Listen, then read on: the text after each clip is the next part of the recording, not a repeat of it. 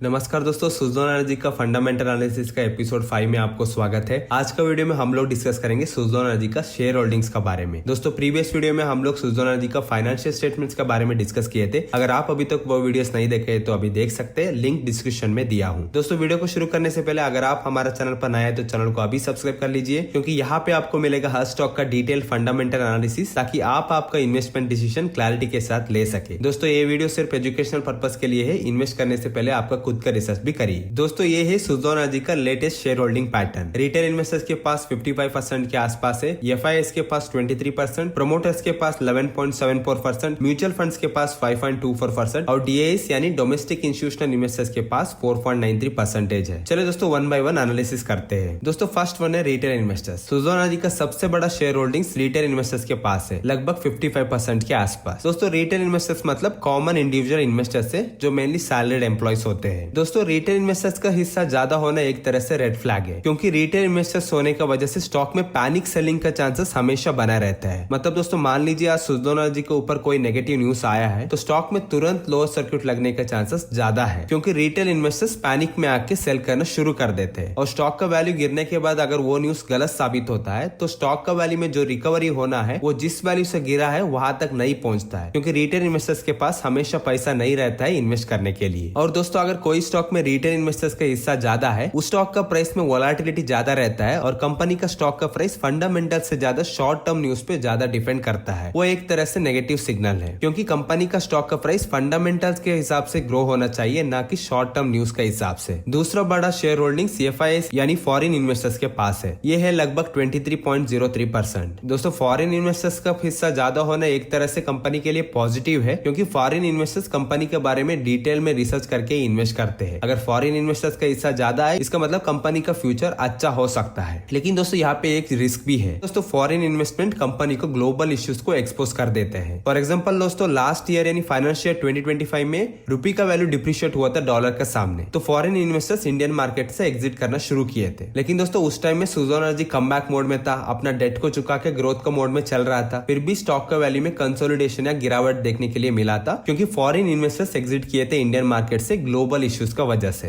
तो दोस्तों high foreign investment company को एक तरह से ग्लोबल इश्यूज को एक्सपोज कर देता है, वो एक तरह से नेगेटिव सिग्नल भी है। और सुज़लोन जैसे कंपनी जो कमबैक मोड में है, उन स्टॉक्स में डोमेस्टिक या म्यूचुअल फंड इन्वेस्टमेंट ज्यादा होना पॉजिटिव माना जाता है। दोस्तों नेक्स्ट चीज है प्रोमोटर्स होल्डिंग। ये है लगभग 11.74%। दोस्तों थंब रूल है कि प्रोमोटर होल्डिंग लगभग 50% के आसपास होना है, लेकिन यहाँ पे ये बहुत कम है, 11.74%। दोस्तों कोई भी कंपनी में अगर प्रोमोटर होल्डिंग ज्यादा है तो ये पॉजिटिव माना जाता है, क्योंकि प्रोमोटर को अपना कंपनी के ऊपर कॉन्फिडेंस है। अगर प्रोमोटर होल्डिंग कम है, ये एक तरह से नेगेटिव सिग्नल माना जाता है, क्योंकि कंपनी का प्रोमोटर्स को अपना कंपनी का स्टॉक के ऊपर कंट्रोल लिमिटेड रहता है। लेकिन दोस्तों सुज़लोन एनर्जी का केस में प्रोमोटर होल्डिंग इसीलिए रिड्यूस हुआ था, क्योंकि सुज़लोन एनर्जी अपना डेट को चुकाने के लिए प्रोमोटर्स अपना शेयर्स को डाइल्यूट किए थे। तो दोस्तों अगर कंपनी अभी जो कमबैक कर रहा है इसको मेंटेन करेगा, आने वाला साल में प्रोमोटर होल्डिंग बढ़ सकता है, क्योंकि प्रोमोटर्स बाय बैक कर सकते हैं मार्केट से अपना शेयर्स को। नेक्स्ट वन है म्यूचुअल फंड और डीआई होल्डिंग्स। ये लगभग 10.17% का आसपास है। दोस्तों एक डिसेंट परसेंटेज है। रिसेंट ईयर्स में म्यूचुअल फंड और डीआई होल्डिंग बढ़ा है, इसका मतलब कंपनी फंडामेंटली स्ट्रांग हो रहा है। और सुज़लोन एनर्जी अभी टर्न अराउंड मोड में है, तो आने वाला साल में हम एक्सपेक्ट कर सकते हैं कि म्यूचुअल फंड और डीआई होल्डिंग बढ़ेगा। दोस्तों समराइज करते हैं, सुज़लोन एनर्जी का केस में रिटेल होल्डिंग बहुत ज्यादा है। ये एक तरह से नेगेटिव सिग्नल है, क्योंकि हाई रिटेल होल्डिंग का मतलब कंपनी का स्टॉक का price movement short term news से ज्यादा होगा कंपेयर टू कंपनी का फंडामेंटल्स। और एफआईआई इन्वेस्टमेंट ज्यादा होना एक तरह से पॉजिटिव है, क्योंकि एफआईआई डिटेल रिसर्च करने के बाद ही इन्वेस्ट करते हैं। लेकिन हाई फॉरेन इन्वेस्टमेंट होना कंपनी को ग्लोबल इश्यूज के लिए एक्सपोज कर देते हैं, ये एक तरह से नेगेटिव सिग्नल है। प्रोमोटर होल्डिंग बहुत कम है और म्यूचुअल फंड और डीआईएस का इन्वेस्टमेंट रिसेंट ईयर्स में बढ़ रहा है, एक तरह से पॉजिटिव सिग्नल है। तो दोस्तों अगर आने वाला साल में सुज़लोन एनर्जी का रिटेल इन्वेस्टर्स कम होके प्रोमोटर और म्यूचुअल फंड एंड डीआईएस का इन्वेस्टमेंट ज्यादा हो जाता है, तो कंपनी का शेयर होल्डिंग ट्रैक में आ जाता है। आई होप दोस्तों अभी आपको सुज़लोन एनर्जी का शेयर होल्डिंग अच्छे से समझ में आ गया है। आने वाला वीडियोस में हम लोग सुज़लोन एनर्जी का फाइनेंशियल रेशियोज के बारे में डिस्कस करेंगे। अगर आपको ये वीडियो अच्छा लगे तो लाइक करिए, शेयर करिए और हमारा चैनल को जरूर सब्सक्राइब कीजिए। मिलते हैं अगले वीडियोस में।